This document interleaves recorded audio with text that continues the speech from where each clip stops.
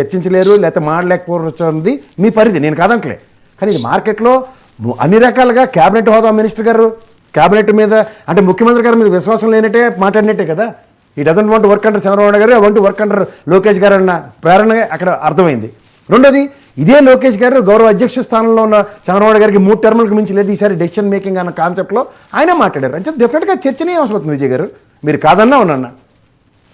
ఇప్పుడు చెప్పండి మీరు కావాలంటే. రైట్ విజయ్, ఎవరు మాట్లాడినా మా ఎజెండా ఏంటనేది దాని మీద మేము వెళ్తాం. విజయ్ గారు ఎజెండా గురించి నేను చెప్పట్లేదు. ఇవాళ మీరు మాట్లాడిన దగ్గర అధ్యక్షుడి స్థానంలో ఉన్న అట్లీస్ట్ పల్లా శ్రీనివాసరావు గారు అయినా ఖండించుంటే మీరు నేను చెప్పింది కరెక్ట్. అది కూడా జరగలేదు కదా విజయ్ గారు, అది జరిగిందే చెప్పండి.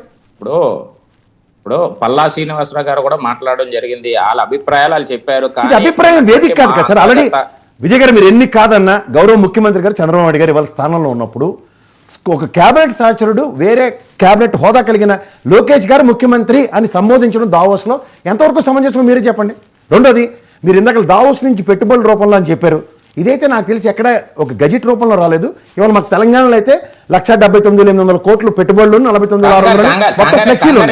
కాదు కదా కంగారు ఎందుకు ప్రసాద్ గారు, మీరు కంగారు మీరు అప్పుడు కూడా ఇలాగే కంగారు పడి ఒక డిబేట్ లో మే 11వ తారీఖు రాసుకోండి జగన్మోహన్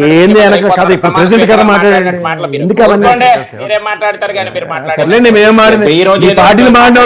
మీరే చెప్తున్నారు. ఇంక మేమే మాడాలా? మీ పార్టీలో ఎవరో చెత్తగా మాట్లాడాలి, మీరే మాడరు, నేనే మాట్లాడండి.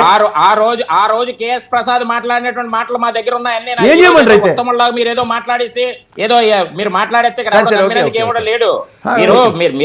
మీరు ఏ విధంగా మాట్లాడారో వైసీపీ ముసుగులో ఆ రోజు ఏం మాట్లాడారో డైరెక్ట్ గా సాక్షి ఛానల్లో మీరు ఏం మాట్లాడారో ఇవన్నీ మాకు తెలుసు. ప్రసాద్ గారు ఆగండి, ఈ రోజు ఎలక్షన్ కోడ్ ఉంది, ఈ రోజు వస్తున్నాయా లేదా అనేది మాకు తెలుసు, మా కూటమికి తెలుసు, రాష్ట్ర ప్రజలు తెలుసు. మీకు చెప్పాల్సినటువంటి అవసరం మాకు లేదు. మీరు చెప్పే మాటలు ఇక్కడ ఎవడో విన్నందుకు ఇక్కడ ఎవడో రెడీగా లేడు. కానీ తీసుకొచ్చి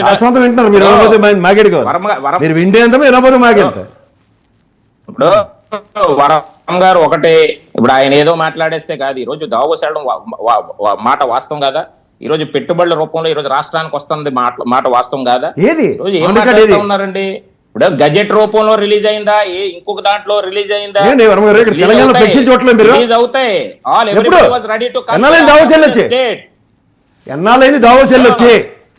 దావోస్ నుంచి పెట్టుబడి విషయంలో లోకేష్ గారు కానీ గౌరవ ముఖ్యమంత్రి గారు కానీ ఒక డెలిబరేటివ్ స్టేట్మెంట్ లేదు. ఇండస్ట్రీస్ మినిస్టర్ భరత్ గారు కూడా లేదు. ఎక్కడి నుంచి చెప్తున్నారు మీరు? Out of the box figure, out of the box figure చెప్పడం ఏంటండి? మీ జగన్మోహన్ రెడ్డి లాగా జగన్మోహన్ రెడ్డి మేము అలాంటి మాటలు చెప్పేవాళ్ళం కాదు. ఇప్పుడు మీ జగన్మోహన్ రెడ్డి లాగా మేమే సొల్లు కబుర్లు ఏం చెప్పట్లా, చెప్పారండి. చెప్పండి మరి ఇక్కడ చూపించండి. తెలంగాణ ఫ్లెక్సీలో ఎక్కడ పడతాడా ఇన్ఫర్మేషన్ అది. అరుణ గారు ఏంటి ఏపీ డెవలప్మెంట్స్ మీద రేపు రాబోయే బడ్జెట్ సమావేశాలు ఇవన్నీ చాలా కీలకంగా ఉన్నాయి, చాలా కీలకమైన అంశం కూడా మీకు ఇది. వాయిస్ ఆపండి, అది జగన్ గారు వాయిస్ ఆపండి. పీసీఆర్